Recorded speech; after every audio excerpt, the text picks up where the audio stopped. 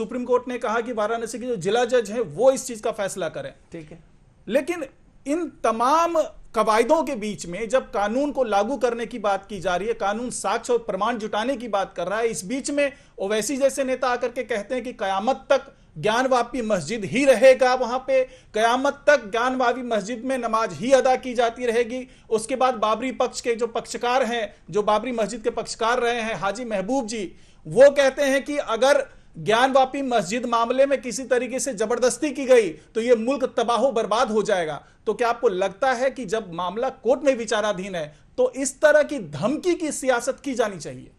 देखिए, सबसे बड़ी बात तो यह है कि पहले जो एक व्यक्ति का नाम आपने लिया, हैदराबादी महोदय जी, उन हैदराबादी महोदय ने कहा कि दूसरी मस्जिद हम नहीं सह पाएंगे। जी, तो उनको एक बात सोचनी चाहिए कि आप दूसरी मस्जिद जिसको कह रहे हो, जो है नहीं, जी, वहां जाके अंदर तुम देखो, वहां शिखर है।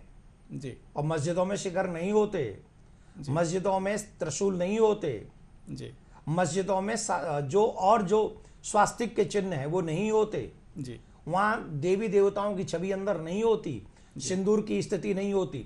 जी, जिसको तुम जबरदस्ती कह रहे हो कि वो दूसरी मस्जिद, ज्ञानवापी मस्जिद हम बर्दाश्त नहीं करेंगे, हम नहीं सह सकते, या वो कह रहे कि हम दूसरे महानुभाव का आपने नाम लिया कि हम कुछ भी करेंगे, हिंदुस्तान में ये हो जाएगा, वो हो जाएगा। जी, आप दूसरे हमारी जगह को हमें देने में आपको कष्ट हो रहा है।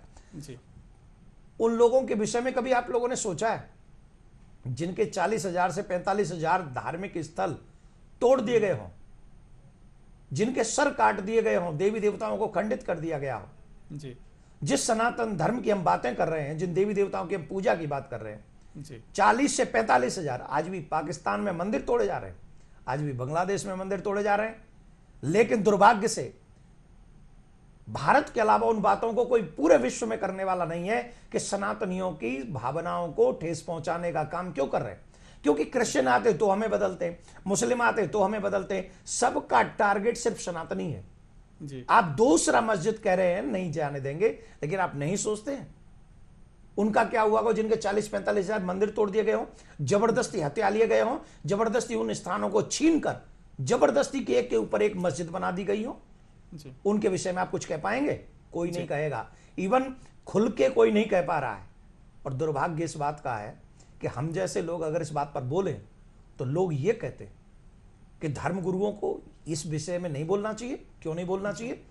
शंकर धर्म नहीं है,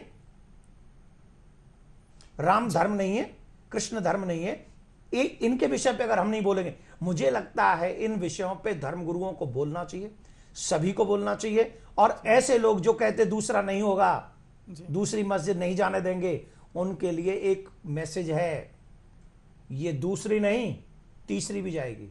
जी, तीसरी भी जाएगी और कानून के माध्यम से जाएगी, कोर्ट के माध्यम से जाएगी। न तो काशी बचेगा, न मथुरा बचेगा। अब काशी हो गई, अब मथुरा की बारी।